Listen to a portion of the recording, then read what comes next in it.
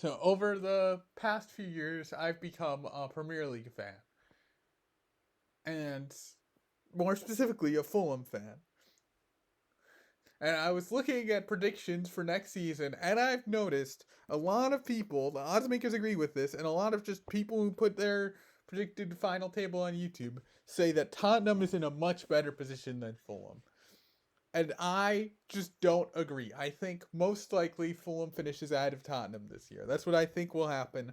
I think Tottenham will still be bad and Fulham will still be okay. Now, the most obvious thing is look at the last two seasons. In each of the last two seasons, out of the 20 teams, the Premier League, there are 20 teams. The three worst teams get relegated. Fulham has finished 11th in each of the past two seasons, and Tottenham has finished 17th. The spot above relegation. Now, 2 years ago, they actually weren't really in. Tottenham wasn't really like concerned with relegation because the bottom three teams were just so much worse than everybody else. Last year, they were just a game away from relegation, though. If they had lost their last game of the season, they would have been relegated. So this is the kind of team we're dealing with here. As opposed to Fulham, who's 11th twice in a row. The year before that, they were 13th. And the year before that, they were 10th. The year before that, we were 13th. The year before that, we were 10th. And Tottenham was good in those years before 2/17, but it's been two in a row now of being 17th.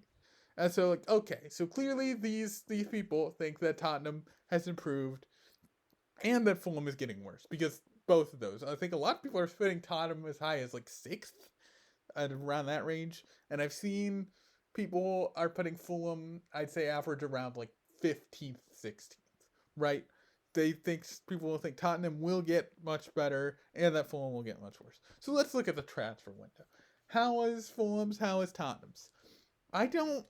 People are thinking that Tottenham's uh, transfer window is great, and I'm not like that confident that their transfer window is that good.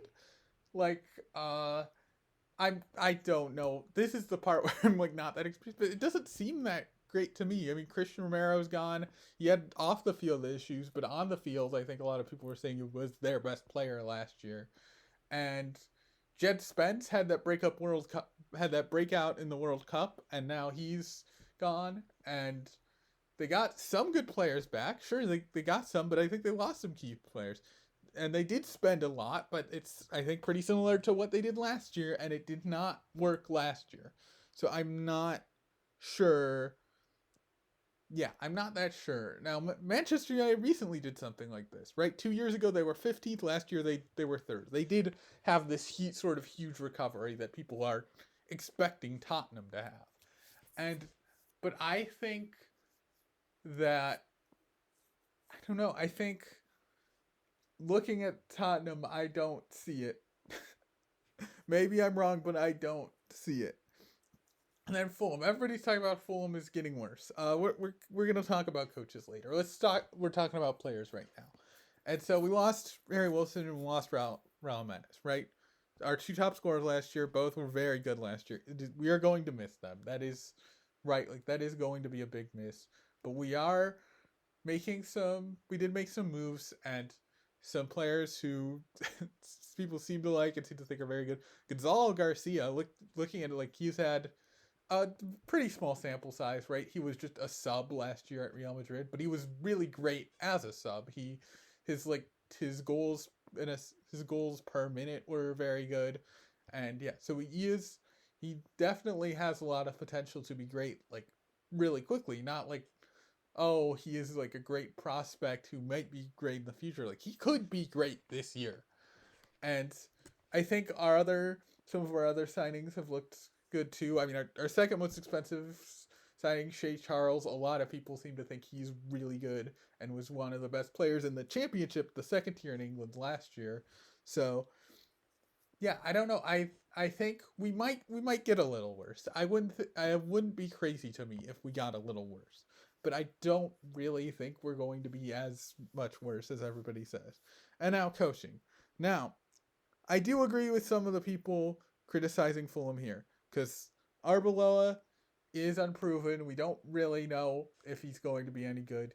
He was the coach for Real Madrid in the second half of their season last year, and their performance wasn't incredible. I mean, they still finished second in La Liga, but considering just the massive financial advantage that the top teams in La Liga have, that's not that impressive.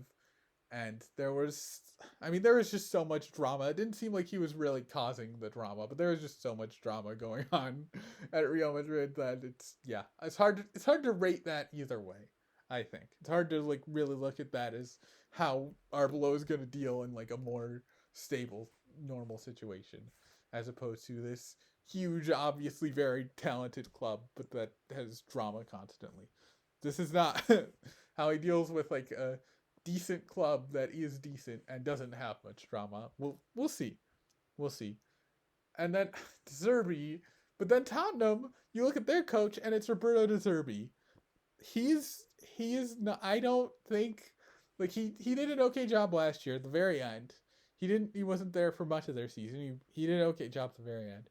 But just I don't know. This is a guy who in one of the past clubs he worked for, he locked he locked his players in the training ground overnight. Like that's just like what why do you that's the guy you want as your manager? Like really? I wouldn't want a guy like that as manager of a team I root for. I'll just say. So yeah, I don't know. I'm not like on board with the Derby being really great.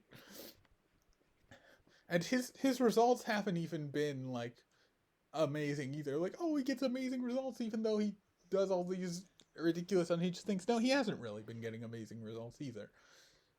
And yeah, I don't know. I look at this Tottenham team, and I don't see.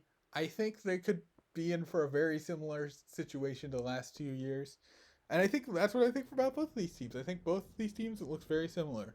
I think Fulham could stay stable. I think it's possible Fulham steps back a little, but not too much. And I think Tottenham is going to do is going to still be Tottenham. I don't think they're going to recover. Like they threw a lot of money at the problem, sure, but they did that last year and it didn't solve it. And I just don't think this Tottenham team is going to be very good.